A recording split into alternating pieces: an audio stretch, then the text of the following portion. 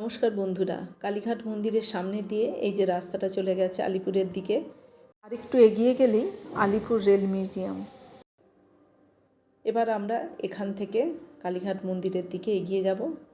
এই মন্দিরের গেট দিয়ে আমরা এই যে 4 নম্বর গেট, এটা মায়ের ভোগ ঘর, এখানে পৌঁছে গেলাম। এবার কালীঘাট মন্দিরের বিভিন্ন দরজায় এটা হচ্ছে মূল দরজা, 1 নম্বর গেট, আর এটা মায়ের সামনে গেট।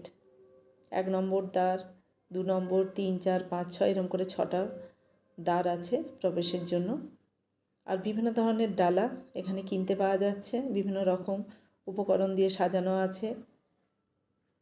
প্রচুর নারকেল, প্যাড়া মিষ্টি এখানের বিখ্যাত, যা দিয়ে মায়ের কাছে পুজো দেওয়া হয়। এছাড়া বিভিন্ন ধরনের শাড়ি,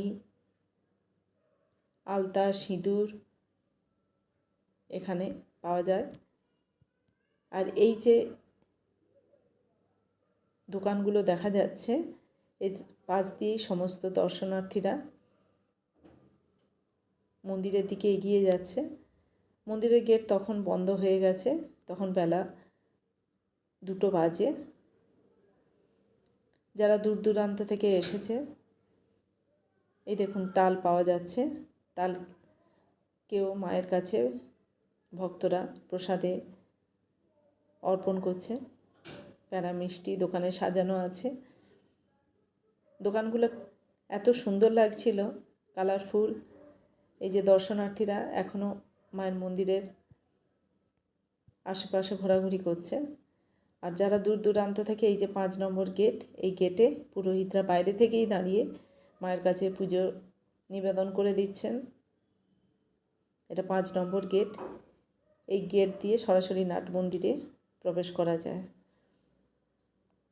এইভাবে আমরা 5 নম্বর গেটের পর এই যে রাস্তাটা, এই রাস্তাটা 1 নম্বর গেট, যে প্রধান গেট, সেই গেটের দিকে চলে গেছে। দোকানগুলো দেখুন ঠাকুরের বিভিন্ন ধরনের জিনিসপত্র, শাঁখা পলা, নিজেরাও অনেকে পরার জন্য এখানে কিনে নিতে পারে। আর এই যে মন্দির, এখানে ছাগ বলি হয়, আর এই ছাগ বলির অপোজিটেই মহাদেবের মন্দির। তখন মন্দির বন্ধ হয়ে গেছে। আর এই নাট মন্দির থেকে এগিয়ে যাচ্ছি আমি ভোগঘরের দিকে। মন্দির থেকে ছাগ বলির এই জায়গাটা মা সরাসরি দেখতে পান। এইভাবে আমরা কালীঘাট মন্দির দর্শন করে মন্দিরের শেষ গেটে এসে পৌঁছেছি।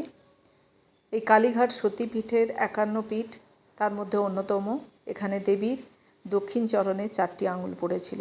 কেমন লাগলো বন্ধু, তোমরা কমেন্ট করে জানিও। আবার নতুন কোনো ভিডিও নিয়ে দেখা হবে। আজকের মতো চলো, বাই বাই, ভালো থেকো সবাই।